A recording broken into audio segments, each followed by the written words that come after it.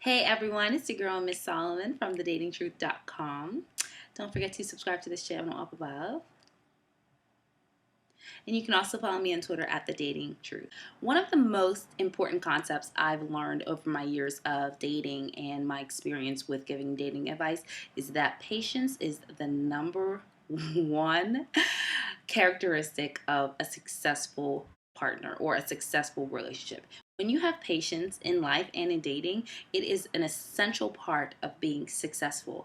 So I wanted to come up with a concept that would be relatable to modern day, other than just don't sweat the small stuff, because one, that's already taken, and two, I don't think that it resonates as well with individuals when you think about it, because when something's happening to you, it's a huge deal. Maybe from somebody else's perspective, it's small stuff, but for you, it is the world. So I really don't think it's fair to say don't sweat the small stuff when you can feel like your world is crumbling and falling apart, and then somebody else can look at it and say, well, that's not really that big a deal. That is small stuff.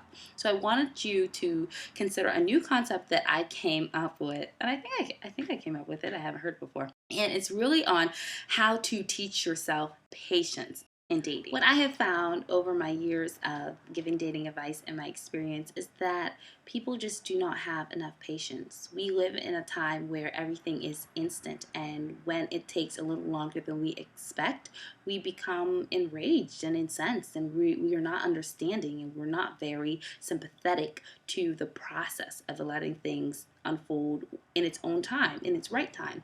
And so I find that in dating, everybody wants to be understood immediately.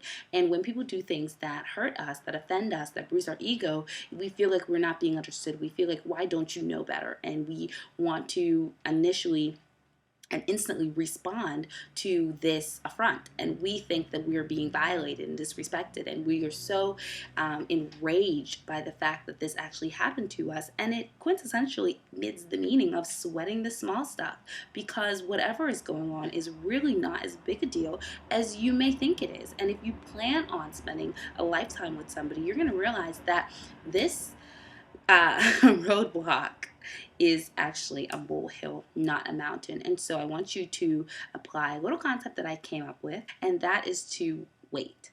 And what it stands for is to ask yourself, why am I tripping? Why are you? Like, really, because you are. Because whatever is happening at that time does not warrant your response.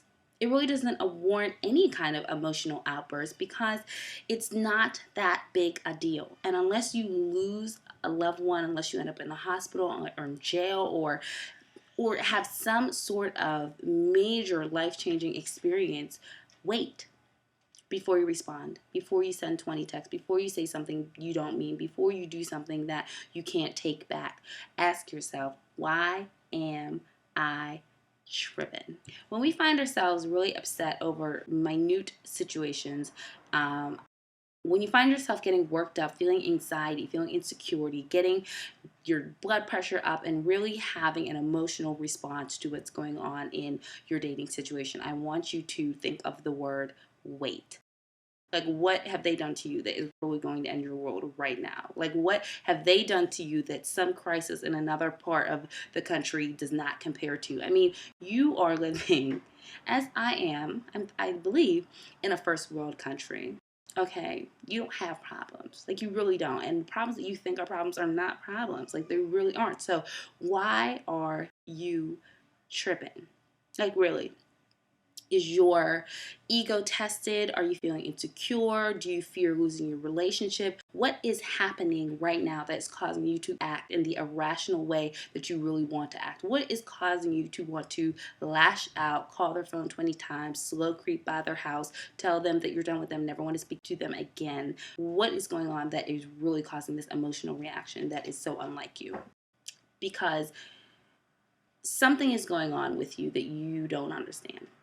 Either your ego is bruised, you feel disrespected, you're scared, you're insecure, but something is going on that is a bigger issue than the actual situation. Someone didn't call you back when they said they would. Somebody was late. Maybe someone told you something that seemed like a lie, or they didn't take your feelings into consideration. I mean, it is not worth an emotional World War III. So before you respond, have patience. Wait. Ask yourself, why am I tripping?